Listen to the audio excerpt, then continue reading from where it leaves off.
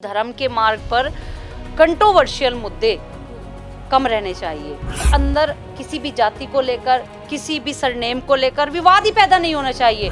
तो सिक्खी में बहुत कुछ है सीखने के लिए। अगर वो सिक्खी को अडॉप्ट करते हैं तो उनको संत की परिभाषा पहले सीखनी चाहिए। आप वाहेगुरु का शब्द का अर्थ लोगों को बताएं, आप वाहेगुरु का सिमरन करना लोगों को बताएं।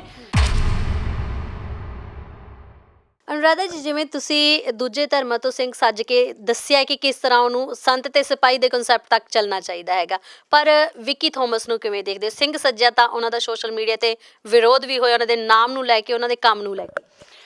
देखिए, बहुत अच्छी बात है। विक्की थॉमस जो कि काफ़ी टाइम पहले प्रभावित हुआ था लॉकडाउन के दौरान, उसने जब देखा कि सिख मानवता के लिए खड़े रहते हैं, वो जाति पाति भेदभाव नहीं करते, तो वो सिक्खी से प्रभावित हुआ और अब वो सिंह सज गया है, सिख धर्म को अपना लिया है। जैसा कि आपने मुझसे पूछा कि सोशल मीडिया पर उसका नाम को लेकर विरोध हो रहा है, तो मैं विक्की थॉमस भाई से सिर्फ इतना ही कहना चाहूँगी कि आप सिंह बनने की जो परिभाषा है कि आप संपूर्ण सिंह बन गए हैं। जब एक इंसान सिक्खी में प्रवेश करता है, अमृतधारी बनता है, तो उसके पिता श्री गुरु गोविंद सिंह जी होते हैं, उनकी माता साहिब कौर जी होती है। तो यहाँ अपना सरनेम हमें वैसे ही चेंज कर देना चाहिए, क्योंकि देखिए सिक्खी में सिर्फ सिंह और कौर दो ही नाम लगाते हैं।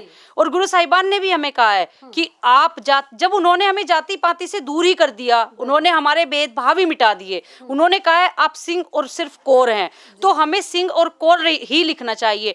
सपोज मैं कभी सिक्खी में आती हूँ, मैं सिख धारण अगर सिक्खी अपनाती हूँ या मैं सिख बनती हूँ, तो मैं अपना नाम अनुराधा कौर भार्गव नहीं लिख सकती, सिर्फ मैं अनुराधा कौर ही लिखूंगी। क्योंकि आप अगर सिक्खी में आ रहे हैं, गुरु गोविंद सिंह जी को फॉलो कर रहे हैं, उनके संत और सिपाही बन रहे हैं, तो आप सिर्फ अपने पिता का नाम ही लिखें। और भारतवर्ष में तो आज प्रचलित है कि अपने पिता के नाम से ही जाना जाता है। तो जब हमने अपना जीवन ही उनके चरणों में समर्पित कर दिया, अपने पिता ही श्री गुरु गोविंद सिंह जी को बना लिया, तो उन्हीं का नाम चढ़ना चाहिए। रही बात उनके कामों को लेकर कि आप बोल रहे हैं कि सोशल मीडिया पर उनके काम को लेकर, जैसे उनका नाम की ही बात हो रही है कि उन्होंने विक्की थॉमस सिंह लिख रखा है। जी, तो उनको विक्की सिंह ही लिखना चाहिए कि उनकी पहचान एक शूरवीर के नाम पर हो, क्योंकि जब शस्त्र धारण करते हैं तो एक अंदर से एक रौब पैदा होता है। क्यों लगाना? जी, अंदर से रौब पैदा होता है। वो शस्त्रों को लेकर इंसान अपने आप को एक गुरु गोविंद सिंह जी का सिख मानता है, वो सच्चाई के लिए लड़ सकता है, मानवता के लिए खड़ा हो सकता है, वो अन्याय के विरुद्ध लड़ाई लड़ सकता है। तो फिर आपके अंदर किसी भी जाति को लेकर, किसी भी सरनेम को लेकर विवाद ही पैदा नहीं होना चाहिए। मैं विक्की थॉमस भाई से यही कहूंगी कि विवादों के घेरे में ना पड़े और गुरु गोविंद सिंह जी का सच्चा सिख बनकर रहे।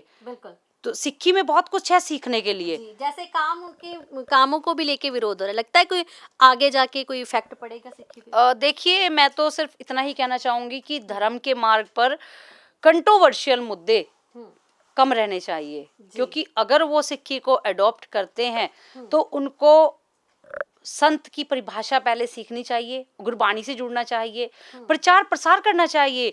जिन वाहेगुरु वाहेगुरु वाहेगुरु वाहेगुरु का नाम लेकर विक्की थॉमस अपने जीवन को सफल बना रहे हैं, थोड़ा और एफर्ट करके आप वाहेगुरु का शब्द का अर्थ लोगों को बताएं, आप वाहेगुरु का सिमरन करना लोगों को बताएं।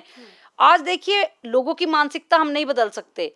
आज सोशल मीडिया पर विक्की थॉमस भाई का विरोध हो रहा है, वो सिर्फ इस करके हो रहा है क्योंकि आज वो कुछ भड़काऊ बयान दे देते हैं, कुछ लोगों के बीच में खड़े होकर वो बसों के ऊपर वो टैग उतारना एंड वो टैटूज उतारना, कुछ ऐसा चल रहा है सोशल मीडिया पर। तो ये काम चलो देख लिया तो उसको प्यार से समझा दें। हर एक इंसान समझता है कि गुरुओं की फोटो नहीं होनी चाहिए।